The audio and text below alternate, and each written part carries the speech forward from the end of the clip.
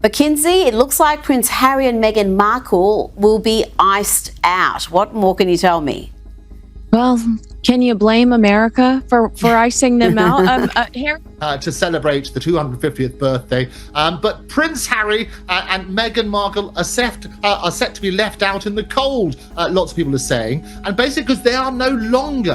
The working royals received America's endorsement, a choice echoed through both political and entertainment spheres. Meanwhile, the Sussexes find themselves struggling for attention, their relevance fading into the background. Joining me now is celebrity and royal commentator Kinsey Schofield. Kinsey, multiple sources have told Page 6 that the royal family will travel to the US. When the news broke, it created shockwaves that resonated far beyond expectations. Headlines flooded every media platform, from celebrity gossip sites to established newspapers, all carrying one unmistakable message: the British royal family's American visit had been finalized, and the Sussexes were completely absent from the itinerary.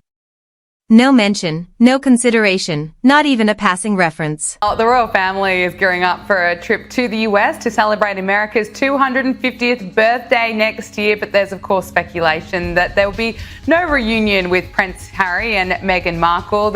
The story quickly evolved beyond mere surprise.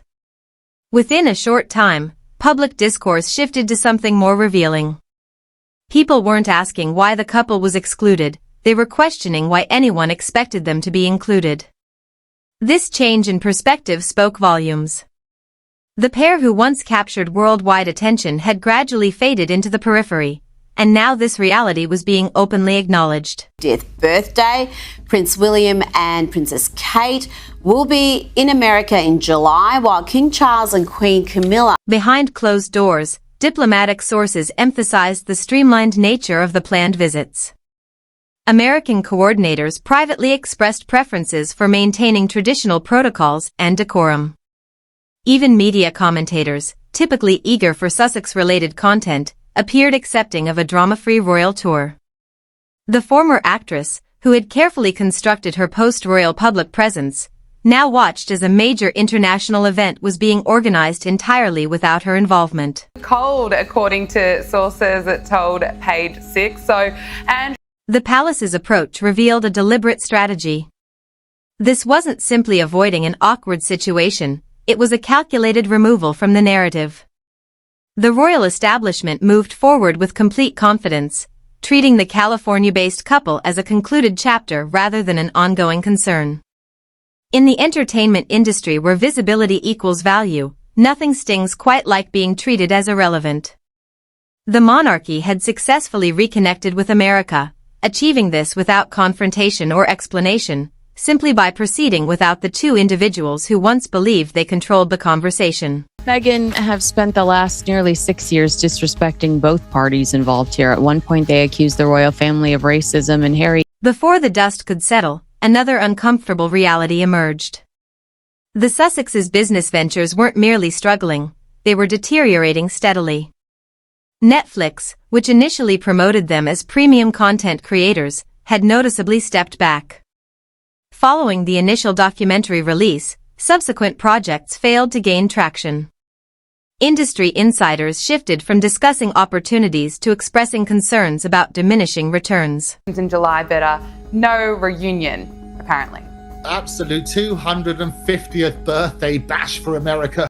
The Spotify situation proved even more damaging. When a major platform ends a partnership, it's significant. When their executive publicly questions your work ethic, it leaves lasting damage. The Duchess's lifestyle brand launch only intensified the scrutiny.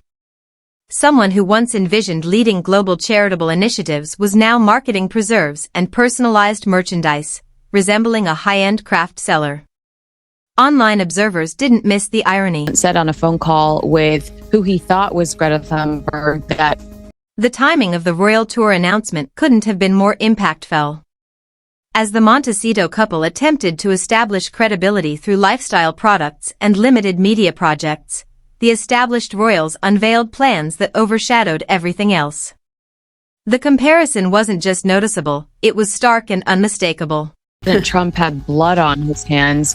Harry has become allegedly a pot-smoking pay-for-play royal speaking at a Hilton in Toronto next week, and Meghan is a... Two contrasting approaches became visible to everyone. One demonstrated institutional continuity and public service, while the other appeared focused on commercial ventures and declining opportunities. For the Sussexes, this represented an uncomfortable truth that no amount of media management could alter. Windsor Castle, I was outside waving the Power Hour flag, as you know, and reporting on that. And during that visit, the President Trump invited King Charles and Camilla and the... There was a period when this couple occupied the center of international attention, positioned to modernize royal traditions. The plan seemed clear: combine American star power with royal heritage, pair it with genuine connection and relatability. Together, they represented a bridge between old institutions and contemporary values. The infrastructure was ready, global interest was high, and possibilities seemed endless. Visit to celebrate the 250th anniversary. That is going to be a wonderful tour. Obviously hoping that the King is well enough because he's... However, their aspirations took a different direction, seeking autonomy, attention, and independence. They distanced themselves from the system that had elevated them, believing they could create something greater on their own terms. What followed was a miscalculation, underestimating the strength of the institution they departed from, while overestimating public demand for royal status without royal service. Scares and so on and so forth. But they have been invited for this state visit in April, and they're gearing up for this star-spangled trip to... Today, the positions they vacated are flourishing under individuals who prioritize commitment over publicity. The Commonwealth responsibilities they once dismissed are being handled expertly by working royals who don't require media validation. The philanthropic projects they abandoned have progressed successfully without their participation. The most striking aspect isn't their declining influence, it's that the monarchy experienced no setback whatsoever. Operations continued smoothly, positions were filled seamlessly, and events proceeded as planned. The couple who considered themselves essential are now confronting a difficult lesson. Within an institution centuries old, no individual proves indispensable. That understanding is gradually becoming clear. King Royals, that's the main sort of reason they're not going to be there. So the Declaration of Independence, well, they declare themselves independent from the working royals, and as a result, it's going to... What the palace revealed went beyond a simple itinerary. It was a calculated approach. Two separate visits strategically scheduled months apart, designed to maintain royal presence throughout American media from spring through summer. The King and Queen consort will manage formal diplomatic relations, engaging with leadership and fostering cultural connections that build lasting relationships. The Prince and Princess of Wales will provide the contemporary appeal and global resonance. This represents sophisticated diplomatic influence, leaving no opportunity for outside disruption. That she spoke to, they didn't name that celebrity. Do you remember that? And I do know I've been out to Montecito, and I do know that they bumped into John Travolta there before. The strategic timing proves particularly effective. By the second visit's commencement, American audiences will have spent considerable time re-engaging with the monarchy in ways unseen since Princess Diana's memorable visits. The public will be reminded of the institution's stability, consistency, and historical significance, the exact qualities previously criticized during the Sussexes' independence campaign. The presentation appears flawlessly coordinated, two couples united through service, arriving with dignity and composure. No controversies, no documentary crews, no unexpected revelations, simply the institution functioning as designed. When they've been at the Polo Lounge as well. So it's a great place. The Polo Lounge is a great celebrity hangout. We're talking about bravery. So there's another quote here from this article where she's talking about her children and jam. And she said, Meanwhile, the California-based couple will observe as the nation they believed favored them becomes the setting for renewed royal appreciation, an occasion that excludes them entirely. The establishment didn't need confrontation or dismissal. They simply evolved beyond the distraction. I'm so sorry. I mean, what does that mean? It goes completely over my head, and it just goes back to the narrative that she's talking nonsense. I mean, really? The Duchess always perceived America as her natural territory, her audience, her advantage. She constructed her public identity around this assumption, the contemporary American royal who connected continents and challenged traditional protocols. She imagined continuous media attention, from entertainment capitals to political centers, with constant coverage and public enthusiasm. However, an uncomfortable truth has emerged that no amount of messaging can alter. Is with this project, aren't we? Yeah, thanks, Matt, for that. It's utter drivel. I completely agree. I just think that American sentiment has crystallized with unmistakable clarity.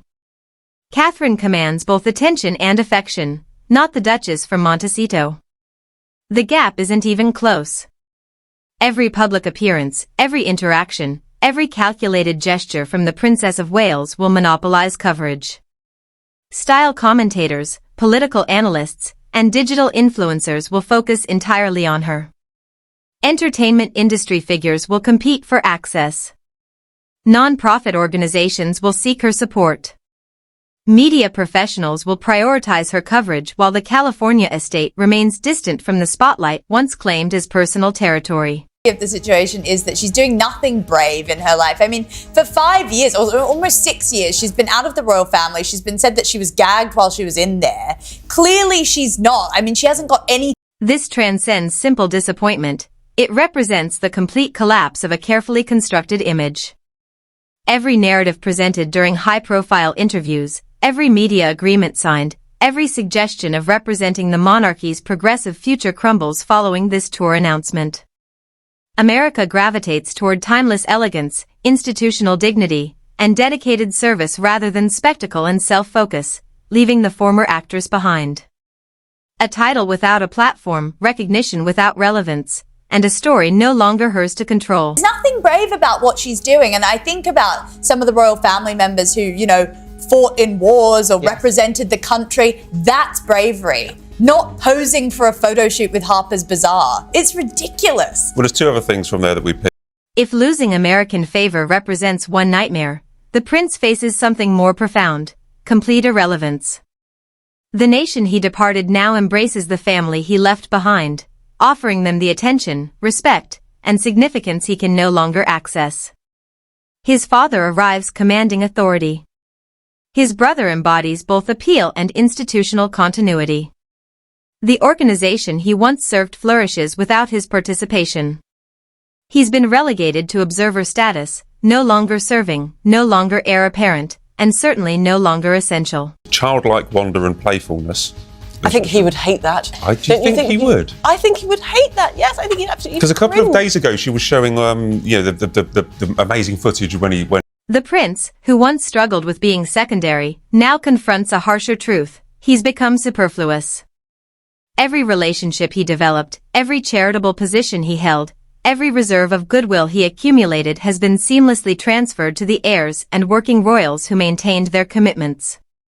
His brother now fulfills those responsibilities. The networks he carefully established are being utilized by others. The credibility he earned through dedication and presence has dissipated. Through his departure, he hasn't merely abandoned duty, he's rendered himself obsolete in the very circles he hoped would embrace him. And the alarm goes and he's the hero running off to jump in his helicopter. And then she's calling him childlike wonder and playfulness.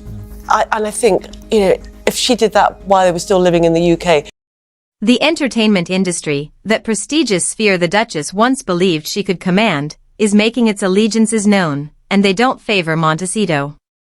When the Prince and Princess of Wales arrive, influential figures will extend exceptional welcomes. Major celebrities, industry titans, renowned directors, and global icons will position themselves strategically, eager to associate with established authority and institutional legacy rather than controversy. Style leaders, media executives, and technology magnates will compete for opportunities, generating an atmosphere of distinction the California couple once envisioned for themselves. Portrayal of Meghan, definitely worth a read. Just before we move on from it, can you tell me about this? So she was makeup free, is that right? In contrast, the Sussexes will find themselves on the margins, fortunate to receive casual social invitations or brief media mentions. The entertainment world doesn't reward grievance narratives or cultivated victim status.